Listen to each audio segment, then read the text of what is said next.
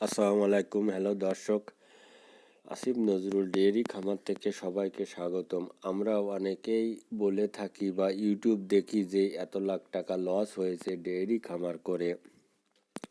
আসলে আমাদেরই কারণে আমাদেরই লস হয় ডেয়ারি খামারে। আসলে ডেয়ারি খামারে কোনো সময় আমি তো দেখি না লস হওয়ার কোনো কারণ।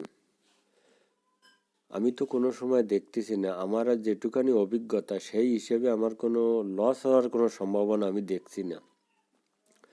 কারণ কি, যে গরুর গোবরও বিক্রয় করা যায়। এই যে পাওয়ার টিলার আছে তার টলি হিসেবে আমি 500 টাকা করে টলি বিক্রয় করতেছি, এক এক টলি গোবরই সার। তা আমার বছরে প্রায় আমি 30,000 টাকার গোবরই সার বিক্রয় করতে পারি।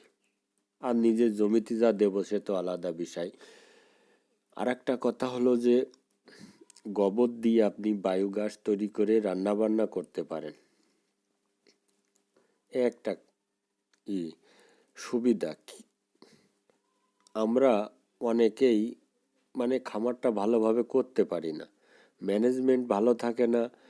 আপনি কোনো কিছু জানেন না, না জানার কারণে হুট করে আপনি গাভী কুড়াই করে ফেলেন 8-10টা, কিন্তু 8-10টা গাভী কুড়াই করার চাইতে আমার তো আগে ভেবে চিন্তে করতে হবে।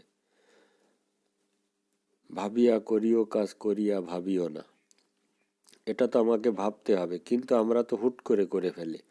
আপনি যাই করেন না কেন চিন্তা ভাবনা করুন, আগে ট্রেনিং গ্রহণ করুন, তারপরে এদের খাবার দাবার কিভাবে দিতে হবে, কতটুক জমিতে ঘাস লাগাতে হবে একটা গাভীর জন্য, এটাও জানার দরকার আছে। এসবগুলো জানি না, শুধু হুট করে গাভী ক্রয় করলাম, শেডটা আমি কিরকম তৈরি করব, এটাও তো দেখার বিষয় আছে। এসবগুলো না জানার কারণে আমরা বললো প্রতিনিয়ত লস করতেছি। আমার যেটুকানি অভিজ্ঞতা, সেই অভিজ্ঞতার ভিত্তিতে আমি বলতেছি যে আমার যেগুলো গরু আছে ইনশাল্লাহ আমি কোনোদিন এখনো লস করিনি এই ডেয়ারি খামার করে।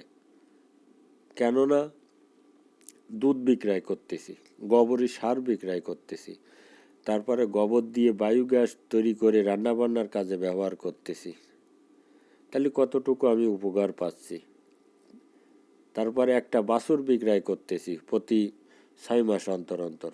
একটা বাছুর হওয়ার 4 মাস গেলেও বাছুর খারাপ হোক, একেবারে মেয়ালমেরি হোক, তাও 50,000 টাকা আপনি বিক্রয় করতে পারবেন। তাহলে আমি লস কোথায়? আমি তো দেখতেছি না লস। আর একটা গাভীর 10 লিটার দুধ হলেও খরচ খরচা বাদ দিয়ে বাদ দিলেও তাও তো লস হয় না। একটা গাভীর পার ডে 10 লিটার করে দুধ হলে 50 টাকা করে ধরলাম, 50 টাকা করে বিক্রি করলে 500 টাকা। 500 টাকা হলেও আপনি 500 টাকা ধরে ওকে খাওয়াই দেন গাভীকে, আর যে বাছুরটা থাকতেছে সেটা আপনি 3 মাস বা 4 মাস নয় 5 মাস পরে বিক্রয় করতেছেন। আমি কমের পদে 50,000 টাকা ধরলাম। ওর যে গোবরটা হবে সে গোবরটাও আপনি বিক্রয় করতেছেন, তারপর ওর গোবর থেকে আপনি বায়োগ্যাস তৈরি করে রান্নাবান্নার কাজে ব্যবহার করতেছেন, সংসারে যে কোনো কাজে আপনি ব্যবহার করতেছেন। তাহলে লস কোথায়? একটা হিসাব তুলে ধরলাম আপনাদের মাঝে। কিন্তু আমরা বললাম না, বেখেয়ালিভাবে গাভী কুড়াই করি। গাভী বলতিছে যে 20 লিটার দুধ হবে, বাড়িতে নিয়ে আসলে 7-8 লিটার। কুড়াই করেছেন কত দিয়ে? 4 লাখ, 4.5 লাখ টাকা দিয়ে।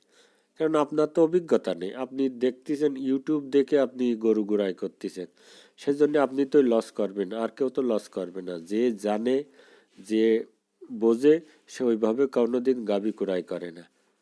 আগে প্র্যাকটিক্যালি ভাবে কাজ করে তারপরে গাভী কুড়াই করে। তারপরে একটা গরু গাভী কুড়াই করার 70 দিন আগে ঘাস লাগাই, কেননা যেদিন আমি খামারে গাভী উঠাবো ওই দিন থেকে যাতে গরুটি ঘাস খেতে পারে। আর কতটুক পরিমাণ ঘাস লাগাতে হবে এটাও আমাদের জানা প্রয়োজন। এসব না জেনে শুনে করলেই তো আমরা ধরা খাবো। সেই জন্যই তো আমরা লস করি। প্রবাস থেকে দেশে এসে হুট করে গাভী কুড়াই করেই তো ধরা খান। 2-6 মাস না যেতেই বিক্রয় করে আবার বিদেশ চলে যেতে হয়। এই জন্যই বলবো যে ডেয়ারি খামারে কোনোদিন লস হয় না। যদি আপনি জেনে শুনে করতে পারেন, ইনশাল্লাহ লাভবান হতে পারবেন এই ডেয়ারি খামার থেকে। আপনার সংসারও চলবে, সব কিছু চলবে এই খামার থেকে। তা আমি নিজেই করতেছি, আমি নিজেই জানি। এই জন্যই যে কোনো কিছু করেন না কেন ভেবে চিন্তে করবেন, ইনশাল্লাহ এই খামারে কোনোদিন লস হয় না ডেয়ারি খামারে। কেননা ডেয়ারি খামার থেকে 3-4 রকমভাবে বিক্রয় করা যায়। দুধ বিক্রয় করা যায়, বাছুর বিক্রয় করা যায়, ওর গোবরও বিক্রয় করা